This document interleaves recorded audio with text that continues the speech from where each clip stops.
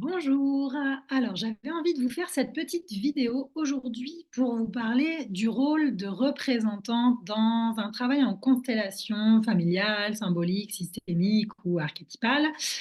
Voilà, parce que c'est vrai que on connaît, enfin, euh, j'ai souvent la question, on me pose souvent la question du à quoi ça sert, qu'est-ce que ça peut apporter de participer à une journée de constellation de groupe en étant représentant.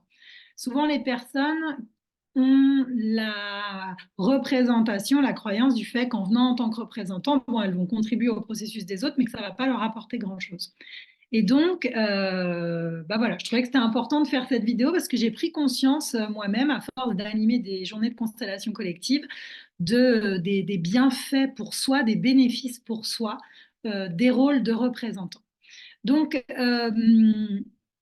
avant de vous parler de mes prises de conscience, je vais revenir rapidement sur c'est quoi un travail en constellation pour les personnes qui ne connaissent pas, parce qu'on me pose souvent la question.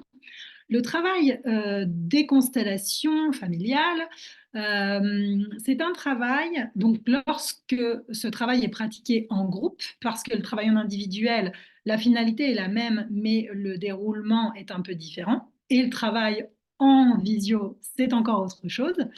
C'est tout à fait possible, mais encore autre chose. Donc, en collectif, en groupe, une personne vient avec une problématique, déposer sa problématique au groupe, l'exprimer, la partager, et puis la personne qui anime la constellation va proposer à la personne qui vient consteller, qui vient pour être constellée, de choisir parmi les autres personnes présentes, donc ses représentants, de choisir un représentant pour elle-même et un représentant pour soit différents personnages de son histoire familiale, soit différents symboles, différentes émotions, différents archétypes, etc.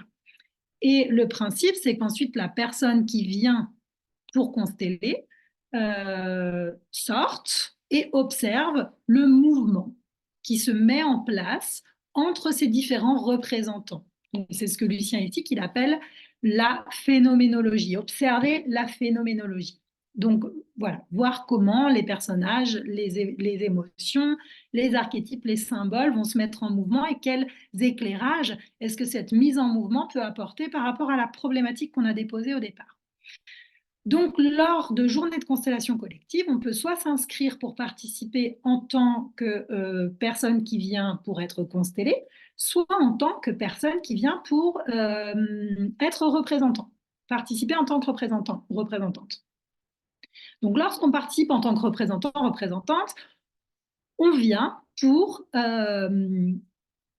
incarner des rôles dans les constellations des autres, pour contribuer à la mise en sens, à la mise en mouvement, à la mise en lumière des messages que la personne qui vient consteller, qui vient poser une problématique, a besoin d'entendre pour qu'elle puisse transformer positivement cette problématique en force, en ressources pour sa vie.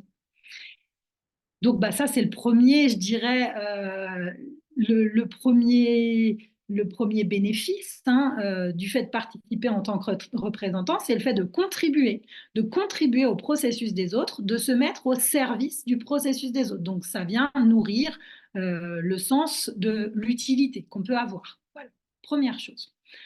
Mais ça ne s'arrête pas là. Et c'est là où c'est très intéressant, c'est qu'en fait, on n'est jamais choisi pour représenter tel ou tel personnage, tel ou tel symbole, telle ou telle émotion, tel ou tel archétype par hasard. C'est-à-dire que le travail des constellations familiales, c'est un travail où l'on se connecte à un champ de fréquence particulier au sein duquel vont s'opérer des synchronicités. La dernière fois que j'ai animé un week-end de constellation familiale, l'une des personnes qui participait tout le week-end en tant que représentante, elle a été choisie dans chacune des constellations pour lesquelles elle a été sollicitée pour incarner le même rôle. Systématiquement, le même rôle dans des contextes qui venaient résonner avec sa propre histoire. Elle n'avait pas amené ça comme problématique personnelle puisqu'elle ne venait pas travailler sa problématique à elle. Pour autant, les constellations auxquelles elle a pris part sont venues lui montrer sa problématique du moment et comment elle pouvait la dépasser, la transformer, quel message ça venait lui amener. Donc en contribuant au processus des autres, en participant en tant que représentante dans les constellations des autres, elle a tiré pour elle, elle a eu pour elle des prises de conscience importantes et tiré pour elle des enseignements, des éclairages, des messages qui lui ont permis eh bien, de prendre conscience de ce qui se jouait dans son cas et d'aller dépasser, transformer cette problématique-là. Donc, très intéressant. Et c'est ça que je trouve fantastique dans le travail des constellations, mais dans les processus thérapeutiques de groupe de manière générale, c'est comment, en me mettant au service du processus, ou comment chacun se met au service du processus des autres. C'est-à-dire que moi, en tant que représentant, je vais contribuer au processus de la personne qui constelle, mais la personne qui pose sa constellation, qui vient amener sa problématique personnelle, elle va aussi nourrir le processus des personnes qui participent en tant que représentants. On est vraiment dans un échange. Donc, voilà pour moi l'un des bénéfices directs que l'on tire du fait de participer à une journée de constellation de groupe en tant que représentant. Et un troisième bénéfice dont je n'avais pas forcément pris conscience jusqu'à présent et qui aujourd'hui me semble mais d'une évidence, c'est le fait que dans le travail des constellations, on est connecté, comme je vous disais, à un autre champ de fréquence. Donc, c'est un travail dans lequel, un processus dans lequel le mental n'a plus sa place, tel qu'on a l'habitude de le mobiliser dans notre quotidien. Et d'ailleurs, à ce propos, beaucoup de personnes qui viennent participer aux journées de constellation familiale, souvent, systématiquement, j'en ai une ou deux qui viennent me voir en me disant j'ai peur de ne pas ressentir parce que moi, je fonctionne beaucoup avec le mental, j'ai un mental très fort et j'ai peur de ne pas ressentir. Et donc, moi, je leur dis toujours, ne vous inquiétez pas, faites confiance dans le processus. Ce que vous ressentirez ou pas d'ailleurs, ce qui émergera sera forcément juste pour ce qui doit être montré, mis en lumière.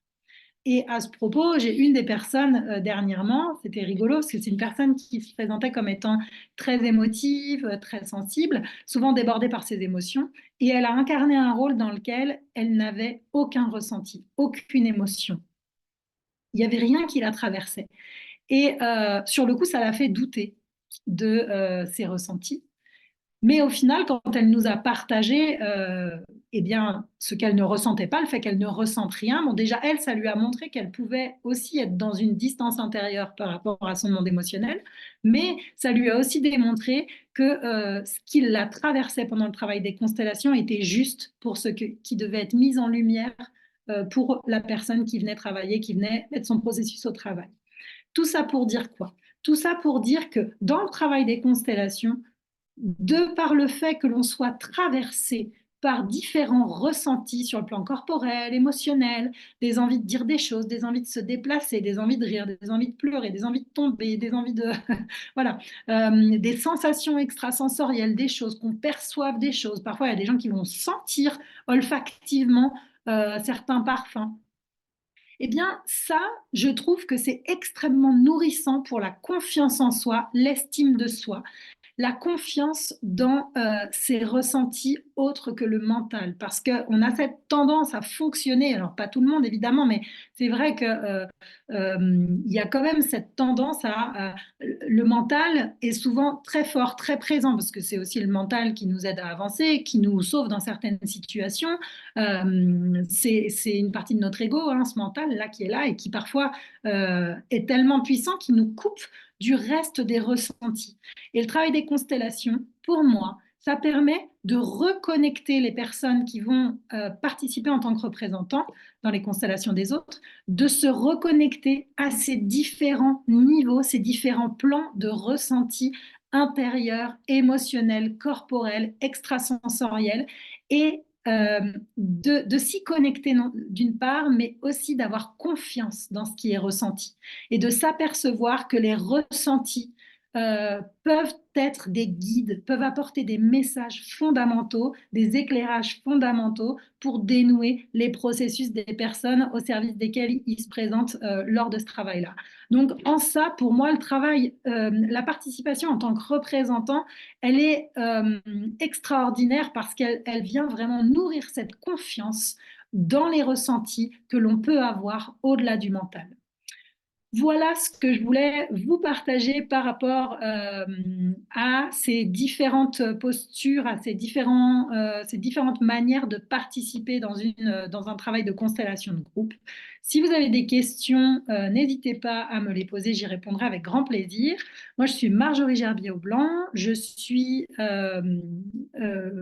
praticienne en constellation familiale, en psychogénéalogie, astrothérapeute, numérothérapeute et plein de choses au service d'un éclairage en profondeur et de transformation intérieure. Voilà.